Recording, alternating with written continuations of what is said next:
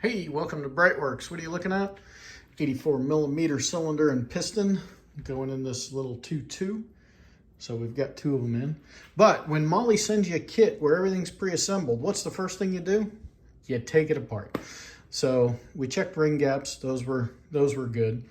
But why do we take it apart? Well, number one, make sure everything's super clean and everything's good. But here, check this out. Look at the oil ring. And then look at ring 2, right? So top ring is about 180 out, but oil ring's supposed to be at the top. Do rings move? Absolutely, rings move, no doubt about it. But as engine builders, we toil over these types of things because we want them to start out as good as possible. So if you've gotten your kit from Mahle and you think it's all pre-assembled, take it apart, check everything, and make sure that everything's exactly where you want it to be. So we're gonna get on with it. We'll get these, we'll get this third one installed. Clean this guy up. So we got a little bit more cleaning to do with some Kim wipes, but we'll get those rings oriented correctly and then get that in the motor. So we'll come back when we're doing the last one on the other side. All right, 5 out of 6. So what are we doing now? We're on our last one. We've already got our cylinder cleaned. We disassembled everything. So we're just checking the last ring, which is the top one. And we can be anywhere from 0.15 to 0.45 with a maximum wear limit of 1 millimeter. So I've already narrowed this down a little bit. This is a 0.25. Goes through there very nicely. And this is a 0.3 that gets a little tight. So 0.25, so 0.3 would have been right in the middle. 0.25 is a little tighter than the average middle, but well within the tolerances. So we're going to get that ring back onto that piston, and then we'll flip this guy over and prep him for going into the engine. All right, so since we're stacking base gaskets to get our 0.75 that we require to get to our 1.5 quench level, what we're going to do, and I do it anyway, pretty much always, we're going to use some Cure-LT, especially since it's a mag case, but we're going to put some Cure-LT on this cylinder where the base gasket is going to sit, and then we're going to actually put a little bit between the two base gaskets also. And the goal here is you don't ever want to leak from a base gasket, because we had one that came in and the guy was like, hey, I had my engine rebuilt not too long ago. And I said, okay, well, what's going on? He said, well, it's leaking. Can you figure out why it's leaking? And it was leaking from a base gasket, which means you got to pull the motor, disassemble that whole side so you can get the cylinders out to redo them. So try to make sure that we don't have that opportunity. So I'm just using Kim wipes and some alcohol to take off whatever packing material was in here. So this is the 0.25. I'm going to put the thinner one up here, right? Because that's actually the top. And then we'll put the thicker one on the bottom. That's the one that is actually going to push against the case. So we know we just had our case surfaced, so should be no issue. But I'm going to put a little bit of Cure-LT in between these two guys. 99% of it will squeeze out, but certainly don't want to. When you're building this kind of motor, you don't want to be skimping on stuff because you're cheap. All right. Now we'll set this guy down. And then we'll just tap him down a little bit. You can see how most of that stuff is just kind of squeezing out, which is fine. We'll clean that up later. Nothing a bottle of brake clean once the engine's hot and all that stuff is dripped off. Nice and easy to do. All right. just about there. Right towards the end of our tube too. Perfect timing. Okay, so our cylinder is now prepped with the base gaskets. So the next thing we're going to do, we'll unbox our pin. Get the pin out. And then these are our circlips for the pin and the piston. So first thing I'm going to do is I'm going to take our piston and I'm going to install our pin. Let me make sure. Okay, so we want to install the pin on this side. And these guys are kind of neat. They have this little tab, right? So you got to get the tab in the slot. And then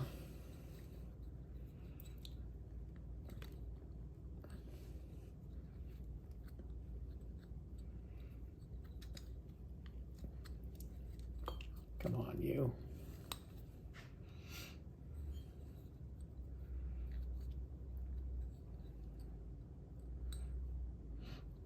I promise you, the other 5 were nowhere near as exciting as this one.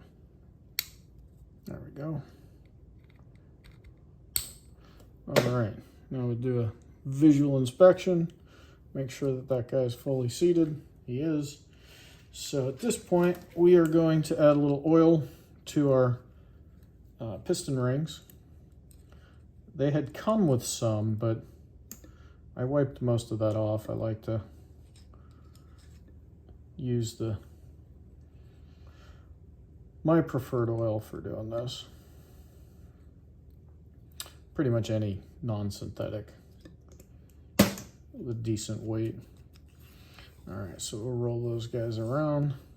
And then I showed you earlier they were in the wrong orientation, so we'll orient them correctly. We got our oil ring up top.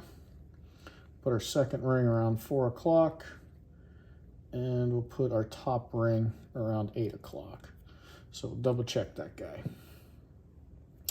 Okay, now we're gonna add just a tiny smidge of oil inside our cylinder. I'm just going to use a Kim wipe to spread it around in there. We don't want too much. We want these rings to seat. We don't want the engine to smoke excessively on startup. There's enough crap in these assemblies that we don't need to add more. Okay, so cylinder's ready. Now we'll put our piston in our ring compressor.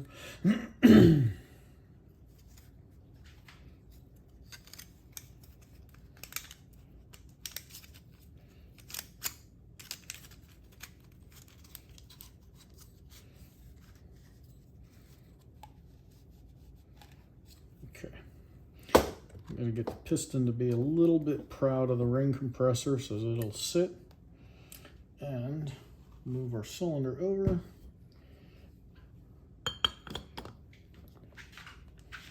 Okay, so I'm pushing down on the ring compressor, and there we have it. All right, so our piston is now loaded into our cylinder.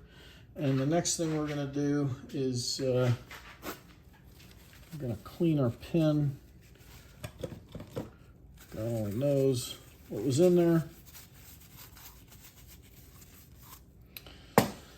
And what I'm going to do now is I'm going to come over here to the case. I'm going to prep the rod and clean the spigot surface, and then I'll get you guys back involved when we're installing the cylinder. Okay, so we're ready to install our cylinder. Got our rod kind of pointing up here, and want to make sure the fins are down. This is a little bit of a porcupine case. What that means is that when the studs were updated, or at least the case certs were updated, the studs are just a little bit cattywampus. So the cylinder goes on a little tougher than normal. Not a big deal, but there we go. Okay. So we got our rod greased, we got our pin greased. And this is the tough one because you're sitting right here with the chain box in your way. But I think we'll be able to get it. And I'm just using my finger to kind of feel where we at. I think we need to go down just a smidge. Nope. Let me rotate that crankshaft.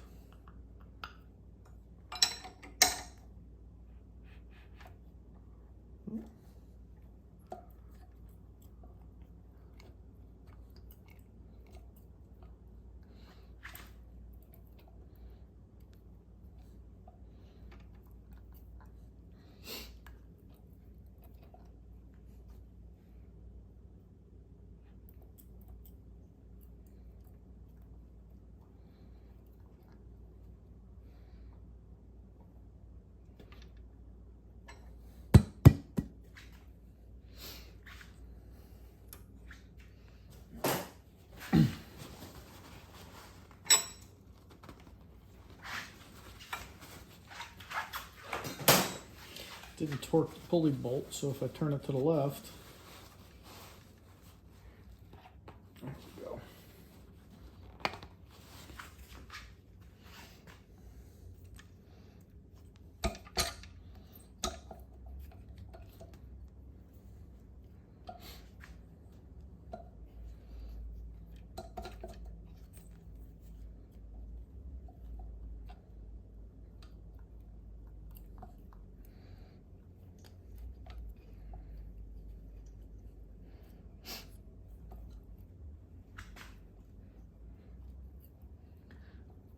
Can't really see anything, so it's all just feel. But once they go, it's a good feeling.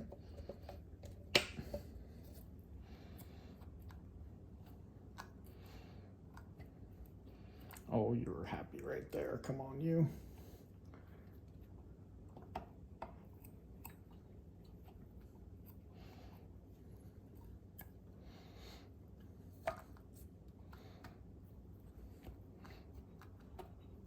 There we go. All right. She is in, and I can see the gap on this side for our pin. So use the grease that's still on my fingers to lube the circlip up a little bit. And yes, this is the tenuous part, because you don't want to shoot the circlip across the room.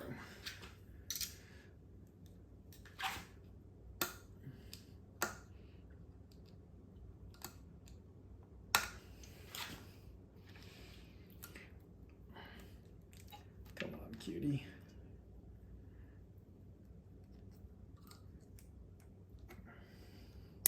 There she goes. All right. Run our tool around, make sure. Perfect. Fantastico. Now we're watching our spigot as the cylinder's about to mate. Right there. Okay. Bam.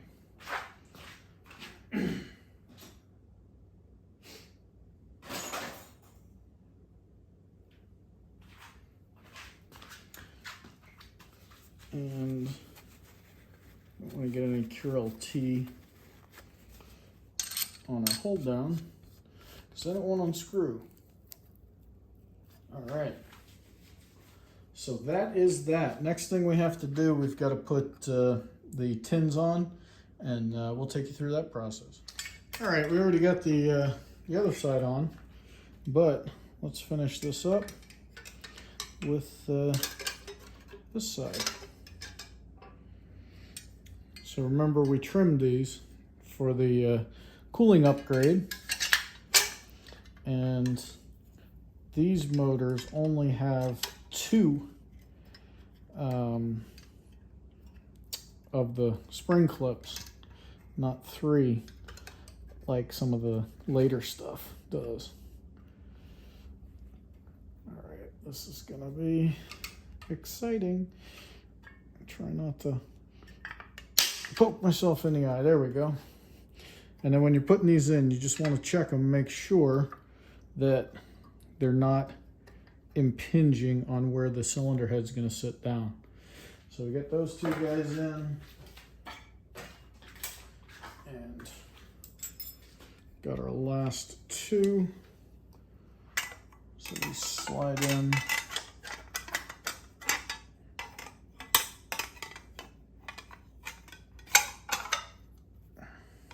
Okay, got that side.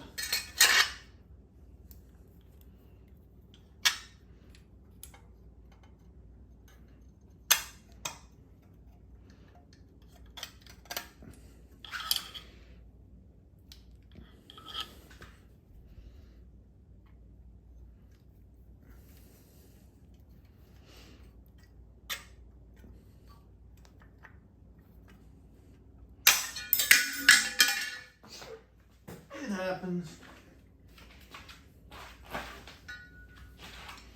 And apparently, from the feedback, that's the shit YouTube loves. You guys are sadistic. But